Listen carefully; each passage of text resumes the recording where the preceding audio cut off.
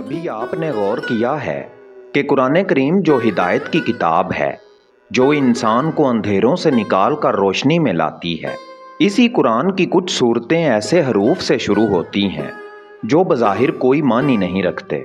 अलिफ लाम मीम, हा मीम, ताहा, यासीन, ये अल्फाज नहीं, ये जुमले नहीं, ये कोई आम ज़बान भी नहीं। तो फिर ये हैं क्या? क्या ये सिर्फ हरूफ हैं या ये दरअसल एक ऐसा राज हैं जो हर आंख को दिखाई नहीं देते और हर दिल पर खुलते नहीं? आज हम एक ऐसे दरवाजे पर दस्तक देने जा रहे हैं जिसके पीछे इल्म भी है, राज भी है और एक ऐसी खामोश गुफ्तगू भी जो ज़मीन से नहीं आसमान से जुड़ी हुई है। दास्तान उर्दू में खुशामदीद, जहां हम कहानियां नहीं सुनाते बल्कि राजों के पर्दे उठाते हैं। अगर आप चाहते हैं कि ऐसी ही वीडियोस आपके सामने आती रहें तो चैनल को सब्सक्राइब करें, वीडियो को लाइक करें और अगर अच्छी लगे तो किसी एक को शेयर ज़रूर करें। आइए चलते हैं अपने मौजू की तरफ। कुरान मजीद की 29 सूरतें ऐसे हरूफ से शुरू होती हैं जिन्हें हरूफ मुक़त्ताआत कहा जाता है। मुक़त्ताआत यानी वो हरूफ जो एक दूसरे से अलग पढ़े जाते हैं। इन्हें जोड़कर नहीं पढ़ा जाता बल्कि हर हर्फ अपनी अलग पहचान के साथ अदा होता है। अलिफ लाम मीम, ये अलम नहीं, ये 3 अलग अलग आवाज़ें हैं। अलिफ लाम मीम, गोया हर हर्फ खुद में एक दुनिया है, मगर सवाल वही है, ये दुनिया किसके लिए है? सदियों से उलमा, मुफस्सिरीन और अहले फ़िक्र इन हरूफ के बारे में गौर करते आए हैं। किसी ने कहा ये अल्लाह का राज है, किसी ने कहा ये एक इशारा है और कुछ ने खामोशी इख्तियार की, क्योंकि हर राज को बयान करना ज़रूरी नहीं होता। कभी कभी खामोशी भी इल्म का एक दर्जा होती है। यही वजह है कि बाज़ बड़े उलमा ने कहा हरूफ मुक़त्ताआत का हकीकी इल्म अल्लाह ही के पास है। लेकिन क्या वाकई या कुछ झलकियाँ, कुछ दरवाजे इंसान के लिए भी खोले गए हैं? रिवायात में आता है कि कुछ औलिया इन हरूफ के मुआनी से वाकिफ़ थे। ये कोई आम बात नहीं, ये इस बात की तरफ इशारा है कि ये इल्म मुकम्मल तौर पर बंद नहीं, बल्कि ये एक ऐसा ख़जाना है जो हर किसी को नहीं दिया जाता। ये इल्म किताबों से नहीं मिलता, ये इल्म दिलों में उतरता है और शायद इसीलिए ये हरूफ अल्फाज की शक्ल में नहीं, इशारों की सूरत में आए हैं। सोचें, अगर ये हरूफ दर हकीकत कुंजियां हों, हर हर्फ किसी दरवाजे की चाबी हो, अलिफ किसी हकीकत की तरफ इशारा, लाम किसी और राज का दरवाज़ा, मीम किसी और जहान का रास्ता, तो क्या होगा अगर ये सब मिलकर एक ऐसा नक्शा बनाते हों जो हमें कायनात के राजों तक ले जाए? ये सिर्फ तसव्वुर नहीं, कुछ अहले इल्म ने यही कहा कि ये हरूफ अल्लाह के नामों की कुंजियां हैं। हर हर्फ एक सिफत की तरफ इशारा है। कुछ मुफस्सिरीन ने कहा ऐन यानी अलीम, लाम यानी लतीफ़, काफ यानी काफ़ी, यानी ये हरूफ अल्लाह की सिफ़ात का एक मुख्तसर इजहार है। गोया अल्लाह ने अपनी सिफ़ात को अल्फाज में नहीं, हरूफ में छुपा दिया। क्यों? शायद इसलिए कि जो तलाश करे वही पाए। अब ज़रा एक और दरवाज़ा खोलते हैं। ये हरूफ कुल 14 हैं और ये 29 सूरतों में आए हैं। 14 वो तारीख जब चांद मुकम्मल होता है, 29 वो लम्हा जब चांद ख़त्म होकर नए सफ़र की तरफ बढ़ता है। क्या ये महज इत्तफाक है या ये एक इशारा है कि ये हरूफ तकमील और इब्तदा के दरमियान एक पुल हैं? चांद हमेशा बदलता है और शायद इन हरूफ का इल्म भी हर इंसान के लिए मुख्तलिफ होता है।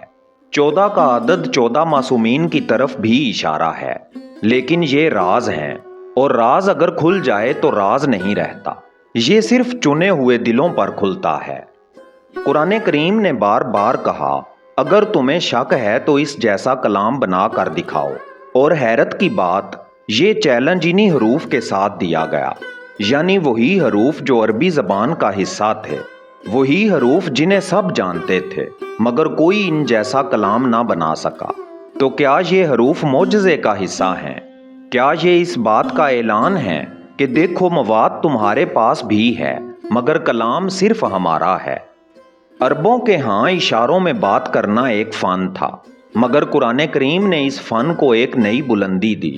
یہ حروف ایک ایسی زبان ہے جو سنی نہیں جاتی، محسوس کی جاتی ہے۔ یہ پڑھنے کے لیے نہیں، سمجھنے کے لیے بھی نہیں، بلکہ سوچنے کے لیے ہیں۔ کچھ لوگوں نے کہا یہ حروف وقت کی طرف اشارہ ہیں، سال، مہینے، واقعات، گویا یہ ایک کوڈ ہے، ایک ایسا کوڈ جو کائنات کی ٹائمنگ سے جڑا ہوا ہے۔ اگر یہ درست ہو تو ہم ایک ایسی دنیا کے سامنے کھڑے ہیں جہاں قرآن کریم صرف ہدایت نہیں بلکہ ایک کاسمک سسٹم بھی ہے۔ طٰہٰ یاسین۔ کچھ علماء نے کہا یہ نبی اکرم صلی اللہ علیہ وآلہ وسلم کے اسم مبارک ہیں، یعنی قرآن کریم کا آغاز آپ صلی اللہ علیہ وآلہ وسلم کے اسم گرامی سے ہو رہا ہے۔ یہ کوئی معمولی بات نہیں، یہ محبت ہے، یہ قربت ہے، یہ ایک ایسا تعلق ہے جو الفاظ میں بیان نہیں ہو سکتا۔ اولیاء نے کہا جہاں یہ حروف ہوں وہاں شیطان کے اثرات کم ہو جاتے ہیں۔ کیا یہ سچ ہے؟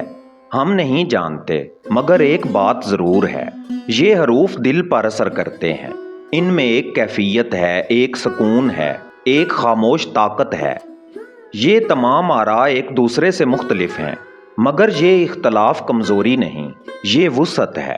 یہ اس بات کا ثبوت ہے کہ قرآن کریم ایک سمندر ہے اور ہر شخص اس سے اپنی پیاس کے مطابق پانی لیتا ہے۔ اب سوال یہ ہے، حقیقت کیا ہے؟ کیا یہ حروف اللہ کے راز ہیں؟ کیا یہ کنجیاں ہیں؟ کیا یہ کوڈز ہیں؟